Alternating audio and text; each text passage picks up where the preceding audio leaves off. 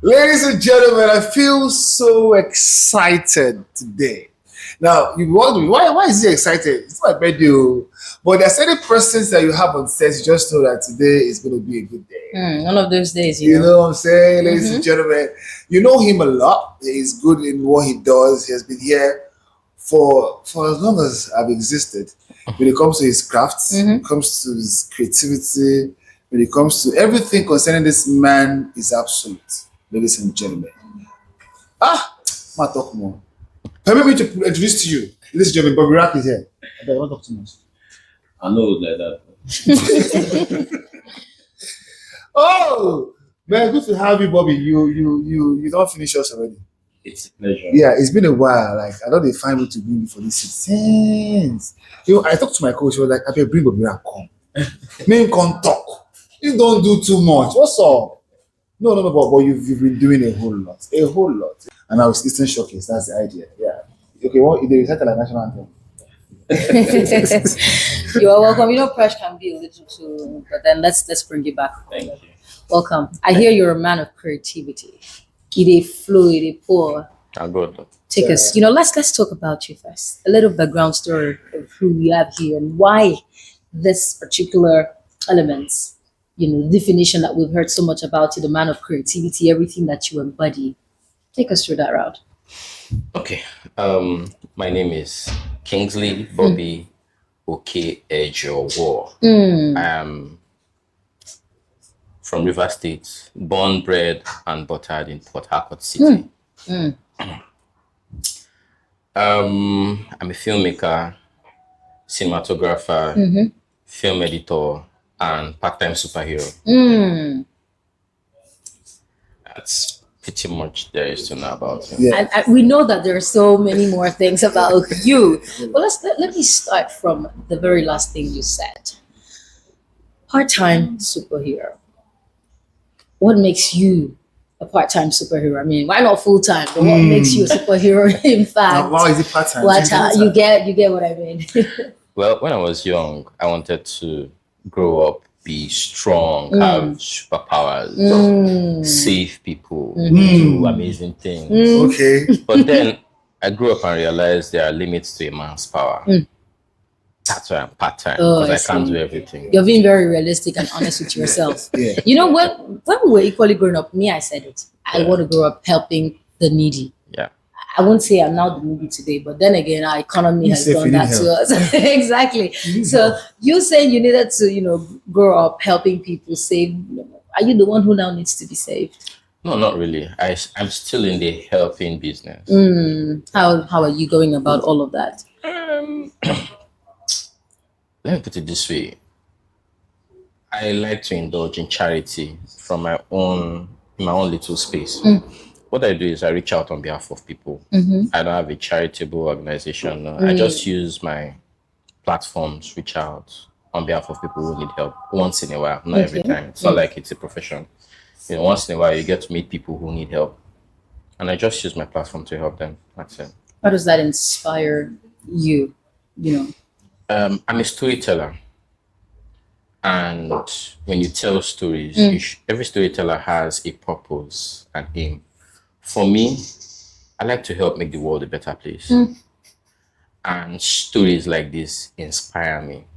If you follow me on Facebook, there's this hashtag I normally run, good over evil. Okay. It says there's more good in this world than there is evil. Many people have the opinion that things are getting worse. There's more bad in this world, but I don't think so. I believe that bad news is great news and good news is boring. That's why it seems like there's so much bad in this world. I tell people sometimes, when you want to analyze stuff, look at your streets, not the streets of social media. When they say plenty of couples are divorcing, check how many people have divorced on your street. Sure. It's very few, but there's plenty on social media. So the good ones you don't get to see, but the bad ones are out there. So I started this hashtag, good over evil. I actually started a series of short films that tell positive stories, the positives of doing good, that shows that there are more good people in this world than there are bad people. Talking about movies, I've seen a couple of the movies. I've watched them. The storylines are quite engaging, and sometimes actually abstract because you don't get to know what it's about till towards the end of the movie. Right? That's how detailed you get. When I say creativity, I know what I meant. Right? Now, you say you tell a lot of stories through your movies. Can you give us tell us a bit about one of your movies? Because I know your movies are actually won a lot of awards. One of them won about four or five awards, right? Yeah. Please tell us about that particular one and the awards, please. Okay. I made a lot of short films. Okay. You know, let me rewind a bit. Okay. I like telling stories. So let me. Yeah, yes, sorry. Okay, so I'm a martial artist. Mm. I practice martial arts. Not practice though, I still practice. I've done 5 different styles of martial arts. I started with karate, I did judo, taekwondo, kickboxing, aikido, and western boxing. Okay, that's 6.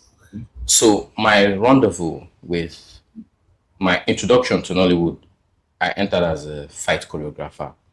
That was back in 2010. Okay. Before that, I was making short videos fusing fight and dance as far back as 2005 when I started learning video editing. That's the first thing I learned, video editing. So I was fusing dance and fight. Then we were doing some stage shows. I don't know if you remember the box show. Yeah, the box. Old classic show that used to be on stage. My job on that setup was choreograph fights on stage. So from editing, from there I got to meet Charles Granville, God rest his soul. He introduced me to Hilda Dokubo, and she sat me down and she was like, you can edit, you can shoot. What do you want to do with this? I said, I want to make film. She said, do you have the funds? I said, no. She said, so what do you do? I said, I don't know. She now said, take your skill, do events, make money, then fund your passion. And that's exactly what I did. So I started running events, and then I deviated a bit, did my first comedy series. Many people don't know I was behind Project Laugh. Wow. By Prince Hezekiah. Yeah. I created that project. Wow. The deal went sour. We parted ways. And then I got to meet Niyi Akimolayo when he made his first film, Kajola, in 2010. Adonis production. And they saw what I could do. And he was like, can you create a fight scene for this film? I was like, sure. And I created a fight scene, 16 guys. That scene ran for about 15 minutes. It was long. It was crazy. It was very spontaneous. And very taxing too. Yeah. So after that, Nii introduced me to Desmond Elliott. I worked as a fight choreographer on his production in Sierra Leone in 2012. Then Desmond carried me. I worked on MMA Songs project in Bayelsa, Apaye, in 2013. But then something changed. Working with Desmond, I got inspired. I was doing some short videos back then. There was this series I was doing, The Matrix. I called it The Matrix Downloaded, where I'll be having conversations with Neo from The Matrix. And he saw it and he was like, you make a good actor. Let me groom you. I want you to be an actor. I want to mentor you. And I was like, no. I don't want to be in front of the camera. I want to be behind the cameras. In fact, I want to be a director like you. Straight up. And that was when my target for directing started. So I started chasing directing. But then, I was fight choreographer, fair cinematographer, cool editor. What do I do? How do I get to hit this director thing? And then I turned to music videos. Okay. Making your money. Now, was all these things, right? Was it fueled by the intent to make money, to put yourself out there, to build a legacy? What exactly kept you, going from one to another? It was passion. Okay. As at the time, young guy now, I wasn't even thinking money. It was passion. The bulk of what I did back then was passion. Even the martial arts thing. I competed in the highest levels in Nigeria. I was 2006 National Karate Gold Medalist. 2009 Silver Medalist, National Sports Festival. That was my last. So it was all passion. The business side hadn't kicked in until 2014 when I started making music videos, that was when I started understanding branding. That's when Bobby Rack was born. Was born, exactly. So music videos up until 2015. I came back to film, made my first short film, 3 Dimensions. Then back to back, I started churning out short films until last year when I made my first full feature film titled Dara, a Port Harcourt Love Story. Ooh. I was waiting for this part. Yeah, that's what I was coming to. So Dara made it to the same as last year, September. And we're currently pushing it to Netflix. It's won a couple of awards. It won Best Full Feature, Best Film, NDAA. I won Best Director, and the film also got Best Producer. Then Afro-American International Film Festival in Houston, Best Full-Length Film. And then DC Independent Film Festival, February this year, Best Feature Film. Yeah, I was supposed to attend. We had all the invites and everything. Got a visa interview, but we couldn't get it. I couldn't get a visa because of the presidential proclamation by Donald Trump. Yeah, but I attended via phone. I got a call, did a Q&A session, and then they called me to tell me my film had won. Congratulations. Congratulations, of course, to you on this whole milestone, the journey, the Thank growth. you. It has been truly inspiring just hearing the whole story. You know what they say, that there is no risk, no guts, no story. And that's what you have truly shown, a story of resilience, passion. Now, taking you back to the time when Hilda asked you if you had the fund, what is the crucial role that funding plays in pursuing your dreams? This is filmmaking. Filmmaking is show business. It's show biz, not show love, not show passion. Not show. That business part is half of it. In fact, let me put it this way: it's the quarter of it. I'll tell you from experience. When we made Dara the movie, the budget we spent to make the film, we spent 3 times that budget marketing it. Oh, wow. So the business aspect is everything. If you can't fund your passion, then your passion will crash. True. That's the truth. Okay, so actually, true too. Now, many people are watching. They love the story. You have inspired people. You know, there are many who would equally have the mindset that you started just yesterday, and that's why you're here. I mean, many people would always see the story and feel, oh, just success happened overnight and all of that. So thank you for taking us back memory lane, you know, taking us down memory lane. And it's quite a very, very, very in-depth story. Thank you for really taking us back there. I'm sure someone who has, you know, seen this has been truly inspired that success doesn't just happen, you know, by just what they see online. However, I would still like you to inspire someone who still got the art, you know, for filmmaking or acting. Someone who wants, because we see a lot of talent. I want to go into this, but I don't know if I'd say they're limited by their own selves or the environment they find themselves. But maybe you could just give a word of encouragement to someone who's watching out there. Okay. I'll still tell the story. The storyteller. Okay, so back in 2015, we had this WhatsApp group. We had filmmakers who had certain things in common, mostly from Port Harcourt. And we asked ourselves, how can we project our ideas? How can we push our craft? And then we decided to embark on a project, make a couple of short films and piece them together into one individual project and sell it. We had a plan, we set deadlines, and you won't believe Bank of Industry got wind of this and they were willing to push it. Wow. So we wrote stories, we did production breakdowns, and when it got to time to shoot, I was the only one that shot. However, inside that group, a teacher as at the time who could write, got into a competition, a writing competition, a screenwriting competition that Nia Kibolayan organized. Abosioba, that's his name. And he told us, hey, see, I applied, you know, in this competition. And I was like, oh, Nii, that's my guy now. Let me buzz him.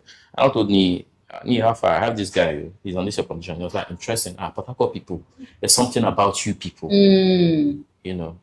Long story short, 120 scripts, 100 selected, 10 select. He made the cut, and then the final 3 he made the cut, and then they put it to voting, and he won.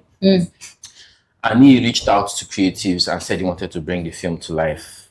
And he got everything free for that production. Wow. Even Film One gave him a free platform to air it. I insisted that we have our own premiere here.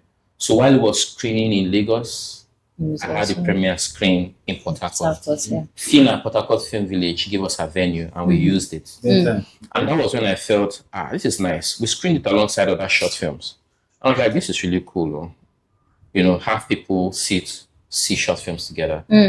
And then I got this idea, a short films exhibition. And I birthed the Garden City Short Films exhibition. So it ran in 2017, 2018, 2019, and then I moved to Abuja from Port Harcourt. Okay. Then COVID came. Okay. Then things happened. A lot. And Tinubu became president. And the rest of that part. Up until last year.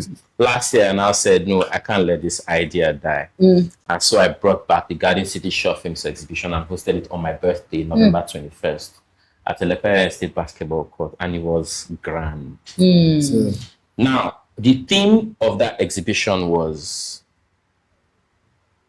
tell it now. In other words, don't wait till you have the big years and the big budget to tell your story. Use what you have and tell your story. You see, when people get to see your film, nobody's going to ask, what did they shoot it with? yeah. Did they shoot it with a camera? Did they shoot it with a red? Did they shoot it with a phone? All they are concerned about is the story. In filmmaking, they say story is king. So as long as the story is compelling, whatever you did is valid. So that spells my message to young people out there today, young creatives. Don't wait till you have everything. Start now. Use what you have and tell your story. Even if it's a phone, there are phone film festivals out there. Phone can- film festivals. Yes. Okay. Mobile phone film festivals out there. You can make your stories, tell your stories with your phone and put them out. I just finished directing a production. Short It's a vertical series. Okay. You know, back in the days, we would say if your picture, if your film is not landscape, is unacceptable. But see what's happening, portrait videos. Everywhere. And now I had to direct a vertical series. Almost Us is coming out soon. We're pushing it to YouTube. Short vertical series. Imagine I had to direct a vertical series. That means there's a lot you can do with your phone. So what I'm saying is, don't wait. Start now. If I had started that time and pushed, anyway, I won't blame you. Technology. A lot of advancements actually. Times they change Yeah, a now. lot Things of they advancements. evolve. But you are actually an embodiment, right? That regardless of when you start, success has no defining age. Sure. So yes, he said it, start with what you have and don't neglect excellence. Because many people just want to do something. And while you're doing it with excellence, create or carve a path that stands you out. Yeah. So That's talking about standing you out now, I think you just gave me the next question. okay. Yeah. I've been around. Okay. I don't live in Port Harcourt. I live in Abuja, but people find it difficult to believe I don't live here Yeah. because I'm almost always here. Yeah. So even when I'm not here, people feel I'm here. So most times, my acquaintances, they're confused now. Like when they call, the first thing they ask, where you did? First, me anyway. Yeah. You did Port Harcourt, I be there Abuja. And I'll be like, okay, I did Port Harcourt. You get? I was born and bred here. I was inspired by this city. I was inspired by this state. I don't think there's any LGO community in this state I haven't been to. I've been to, I think, almost all. And there's so much here that we have to show. We have stories to tell. Sure. For me, my target is to tell our stories. So even when people approach me with scripts, that's been happening a lot lately. Okay. I tell them, bring it home. Let's bring it home. Let's tell a story that people can relate to. Because if you come to think of it, we down here, we pretty much appreciate Western culture, but they are tired of seeing them. They want to see us. They want to see us. I made a short film once. It's titled Debbie's Door. It was bettered from a poem somebody made, Orus Kennedy. He Okay. recorded it. It's about bias against females, Okay. right? And I listened to it and I got inspired. So I kept thinking, how will I tell the story? How will I tell the story? So one day I was on a road trip, and then it clicked. I'll do a photo film. And then I got to Port Harcourt and I created that film. Now I just used the poem and the sound score. And then I took pictures and told the story. And when I sent it to some people, they were like, I don't like the poetry. The dialogue, the poet sounds too local. The poem was done by Rose Kennedy. Yeah. And it has a signature sound. It sounds too local. It sounds too local. Get another person to voice the poem. And I was like, that's not the vision. Yeah. And that film screened at Malastata International Film Festival in Italy. Wow. I sent it to film festivals in Nigeria and it never made the cut. But then it got screened in an international film festival in Italy. That says they want to see us while we are still crazy about seeing them. Yeah.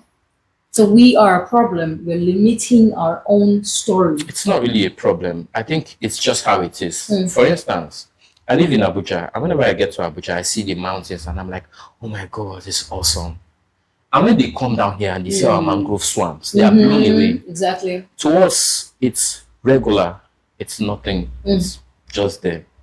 In fact, should I say? Say Someone that. said, these beach Harcourt people. Now this shit water where they want show. Hey. That was years ago. So it's normal. It's natural. They say a prophet is not recognized in his hometown. Exactly. Exactly. So they appreciate us. We have seen us. They want to see new stuff. They need to see us. So we need to export us. Yes. Which is what you're doing.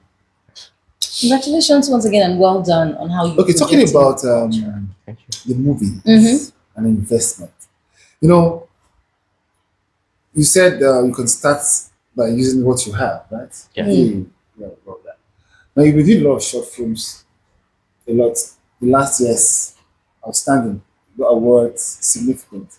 Now, did you fund the production of that movie yourself, or you had a couple of investors that came in? Okay, before I embarked on making short films, I did some research. And there was this particular YouTube channel I used to follow, Film Riot, by Ryan Connolly. And I got the inspiration from there. He said, when you want to make a short film, there are things you need to do, especially if you're not on a budget. First of all, work with family and friends. Okay. Secondly, when you do this, make sure everybody is comfortable. In other words, item 7 get to D. That's cluster everywhere. Because they're working for you for free. Yeah. So you must treat them well. Thirdly, whatever funds you need, you can gather from friends and family. Now, when I made one of my short films titled Bloody Moon, I walked up to somebody I shot an event for and I told him, I have this idea. I must say I suck at acting. I'm actually an introvert. But I walked up to this guy after saying that. I got inspired. And I told him, I want to do this project, blah, blah, blah. 2017, and the guy gave me 50K. And I was like, oh, this thing, they work. And then I walked up to a hotel and said I wanted to see the manager. From the manager, I got to see the owner. And I told him, this is what I want to do. This is what I want to do. I want to make a film. I want to use your place. I need a complimentary room. And the man sat there and looked at me and said, so what? How do you benefit from this? Yeah. I was like, we'll give you appreciation. I was like, I'm not going to benefit anything from it. Don't worry, no deal. I was like, thank you very much, sir. And I stood up and I was walking. When I got to do that, the guy called me, young man, come. I came, sat me down, called his manager. I like your spirit. I like where you're going with this. Give him 2 complimentary rooms, but the big room you want to use, you pay for it. I was like, thank you very much, sir. Wow. You get.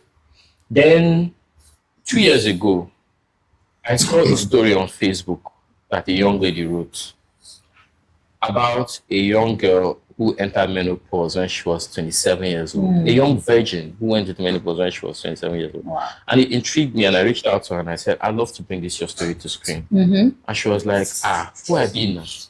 Yeah. And we sat and we scripted the story. After scripting it, I dragged her to be my assistant director. Because from what I saw, I felt she would make a good director in future. So for that project, I went online and told people, I'm making this story, I need funds. And I was able to raise over 600K from online donations. And I made that short film. Wow. And the film screened last year at the Garden City Short Films Exhibition. And I pushed it to Afro-American Film Festival and it got nominated. Special nomination, special mentions. Okay. At the festival. So the thing is, first of all, you need to have that passion, the desire. Then secondly, you need to have an idea where you want to push it to. And then thirdly, sell the vision to people around you. Never can tell who will be willing to bankroll that project. Yeah. That's pretty much. That's true. That's true. That's true. So certainly there are challenges you must have faced. I know a lot of challenges. But amongst challenges you face, which is that one that more I wish this will not come at all. Like that one, I don't need challenge, but this one enter me. And that one I define now. Wait, challenges in general or things you don't touch me with? But challenges dey plenty normal. But again, why we say why this one can't happen? So it always happen. Hey, my brother. Okay. Sometime in 2019, I was reached out to by my friend and colleague Jude Webnora Ifresh. Okay. And he had this story he wanted to make into a film. It was written by Ibim Isaac. Title was Served. And then he reached out to me and also other creatives. And we were like, all right, let's collaborate and let's make this film. We came together, we put it together, we shot. I even starred. I even did some fighting in the film, and it was exciting. That was towards the end of 2019. So early 2020, that wasn't, that was okay, early 2020, okay. Then COVID came. And during COVID, I took my time to edit the project. I decided to edit project for free. And I was working on it with my Acer Predator laptop. Ooh, amazing system. Work. That period, I had some other jobs. No, I think it was towards the end of COVID, we made that project. Okay. So that period, I had a couple of projects. COVID was really bad for me. I wasn't earning financially. So I had secured a couple of deals. So when movement had relaxed, the restriction on movement had relaxed, I moved and I made 7 music videos. I shot 7 music videos. And then I came back, got back to my base in Abuja, started editing, edited the first one, delivered, edited the second one, finished editing the third one. I finished making the film, Served, sent a preview copy to the director. He saw it and it was dope. I was in the process of color grading it. And I woke up one morning and my window was open. My laptop was gone. Wow. My 2 backup hard drives were gone. Wow. My phone was gone. And I woke up that morning and I was jobless. Wow. So now from up to 0. 5 music videos and 1 film gone. So I got depressed. That's the long and short Of of course, it. who wouldn't get depressed? Who got would? depressed. Me, I go, you got my mom. What's my Well, They say when you hit rock bottom, there's only one direction you have to go, and that was home. So I bought a new phone, gathered myself, secured like I think 4 other music video jobs, took the funds, we shot 5 music videos. Sure. Long and short of the matter, in 1 week I shot 8 music videos in 3 different cities. Wow. Bayelsa, Port Harcourt, Abuja in 8 days, and then I broke down. Gradually, I recovered, delivered all the music videos, but till today, we couldn't remake that film. We couldn't get that film back. That was 2020. This is 2026. Interesting thing is, all of us who were part of that project, we have grown drastically in our craft. So we're having this background conversation that we are going to remake that film.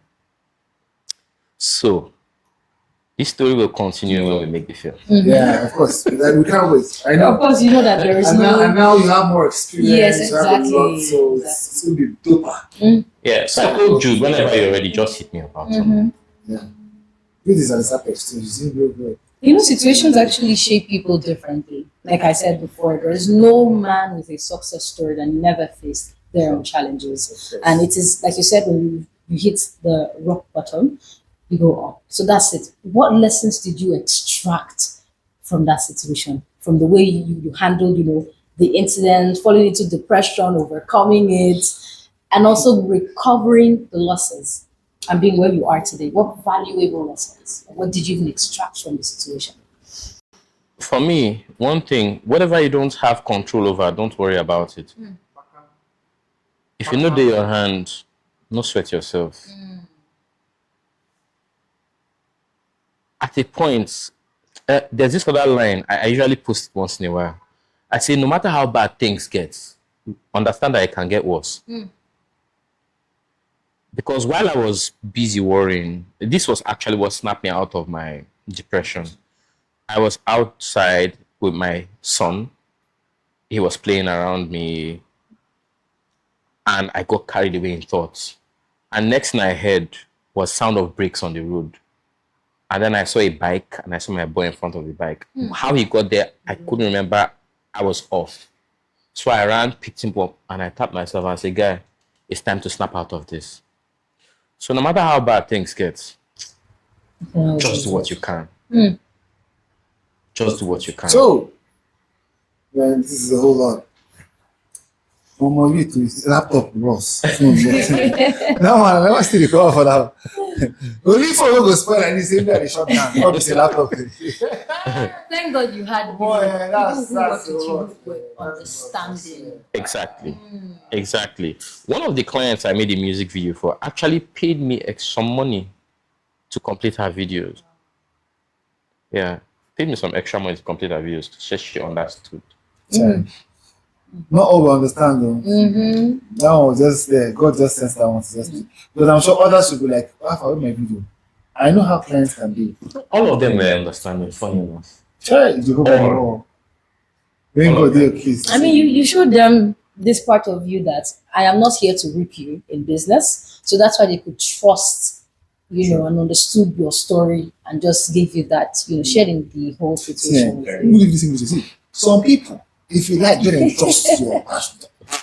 And it will just change for your eye. You go say, but I don't expect this from this kind of person. So let's just say it's grace. Yes, it's grace. It's but grace. But then, work ethics count too. Yes. Yeah. How how you relate with your clients. I'll tell you why that lady was sympathetic to my cause. Okay. The deal I had with her was to make 2 music videos. She paid me to make 2 music videos. Then she begged me and said, there's this song she made. She wants a simple video.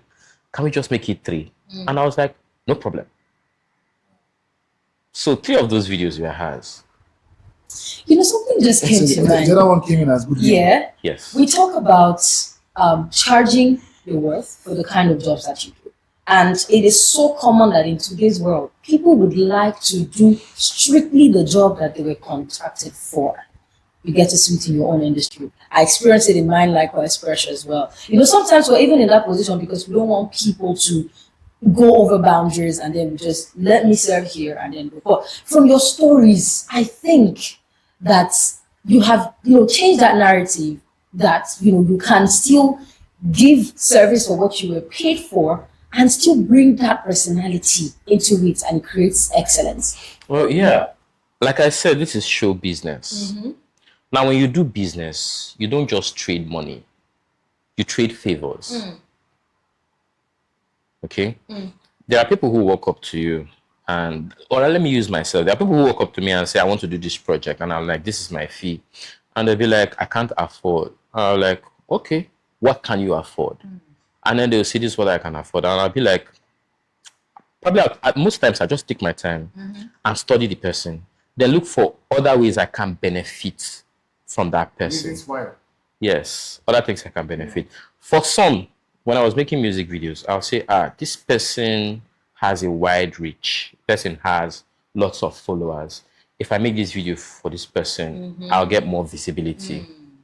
And then I'll be like, okay, no problem. But here's the deal.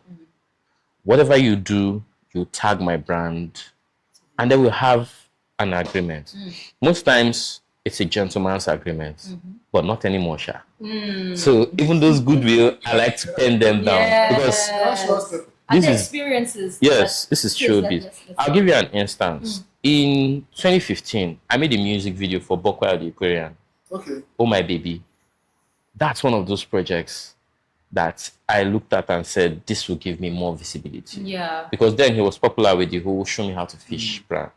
And funny enough, that video changed the perspective of many video directors in Port Harcourt. Yes, it's told me like the storytelling aspect. They love the storytelling aspect. And some of them started tooling that direction. Yeah. So sometimes you trade favors. You don't always trade money. You get? That's still business. Because at the end of the day, you're benefiting. No doubt. Thank you so much for talking. I think if I allow you, the whole lot. To learn. Like you will tell us things so I'm like, hey, but come on, man. That's the idea. Get informed, get enlightened, and more importantly, get elevated. Of course, and it's all happening here on Beyond the Bricks podcast on Eastern Showcase. No doubt about that, ladies and gentlemen. So, for me, it's what's the buy for now? When they buy, I will tell you. Are we going? Where's we're going? You want to suck from his well. I know that's what you mean. Let me just add one small thing. I know. You see that Dara the movie? You know, there's this saying, they usually say, good films don't come out from Port Harcourt. I've heard that before. That time. Yes. So as a result, people who used to make films in Port Harcourt would not want to tie their brands to Port Harcourt. But then we made a bold move and said, let's tag Port Harcourt to this project. And the project was made with an 80% Port Harcourt crew. Not cast, though. Crew. People who worked behind the scenes to make that film. 80% from Port Harcourt. There were just few of them that came from outside. Camera assistants who came in from Asaba. Props and set designer who came in from Akwa Ibom. Assistant director who wrote the story, the script, who came in from Akwa Ibom. And Hakim Effects that came in from Lagos. Finish. The rest, cinematographer, gaffer, everybody, Port Harcourt. And these are people I had worked with in the past. All I did was reach out to them. I told them, this is the idea, this is the vision, let's kill it. And they came through with their full chest. And we delivered on that project. You get? So, what I want to say is, it's not a shame to put this city in the forefront. Because here's what's happening. Port Harcourt, River State is becoming the next mecca of filmmaking. Reason, Lagos, locations exhausted. People are looking for fresh locations to film. If you check, many big films are being made here, big films are coming here. The Covenant was shot in River State. They finished filming the second season. It's in post-production now. The Creek was made here. What's this other? Qboro. Qboro was on Amazon Prime. Qboro was made here. Yes. Big films, but they don't tie themselves to Port Harcourt City. So we're like, we're going to target to PHCT. Most waiting will happen. And finally, we've become like ambassadors, the state. You know, we've exported the city. Yeah. The question and answer session, people were asking questions. Somebody asked a very interesting question. He said, this film is tagged a Port Harcourt love story. Is the love about the lead character and his love interest? And I was like, brilliant question. It's actually partly that. It is majorly the kind of love you find in Port Harcourt. And I hit the nail on the head. We love aggressively. From our culture, the Egilege, traditional wrestling, our slangs, it's all aggression. But underneath, you have pure, undiluted love. That's Port Harcourt City for you. I beg to differ because I've seen multiple times on social media. Never love a Port Harcourt man. But of course, you have to look forward to seeing love movie. I don't talk anything without. They know. That's why they will not agree to it. They all know. But yeah. Like I said, bad news is great news. Bad news is great news. That could be the next story. Never love a Port Harcourt. Kudos to you and all that you are doing. Thank you for projecting Port Harcourt City in a very good way. Because even down to the film industry, we see most movies about and even in Port Harcourt City usually projecting the Creek area. About Wida, you know, who goes there? Like you asked me now, Wida. But then again, thank you for changing the whole narrative. There's so much more to River State. There's so much to Port Harcourt. Just No, wait. that's our identity. Just you wait. know. Dinner is still going to be served. We are cooking. Let me add one small saying. They say, if everybody has superpowers, nobody will be a superhero. So if everybody they speak the slangs, nobody is a cultist. Baka. Oh, I guess you've learned a whole lot this episode joke. from this particular episode. Thank you once again, Mr. Kingsley, aka Bobby Rat. Thank you for joining us. Thank you for schooling us. Thank you for really shedding light on the film industry and your words of inspiration, of course, your story, everything. It's really impactful and amazing. Yeah. Fresh? Yeah, for me, I would say it's a well done section. Thank you so much. Pleasure. Thank you so much. So I'm sure you're going to get more of him. Of course, him on socials, right? Everywhere. Yeah, sure. Bobby Rack is everywhere. Just see just happen online. Just the full and the good for more encouragement, right? You just see the challenge they had. I'm sure there are other challenges you can actually learn from. So you can just hit him up. He's a very cool guy. Don't get stressed. He could gist with you normally, but maybe they come, they bring gist come, bring business come to your mind. They'll call VJ Fresh the inimitable, the only kind in mankind, and it's been so engaging enough having my co-host here. Augustina Oh my God. Augustine. Oh my God. You just find like 5 people. You miss her already. We'll see you on next. For now, stay out of trouble, don't do drugs, and ensure that every move is an advancement. Bye for now.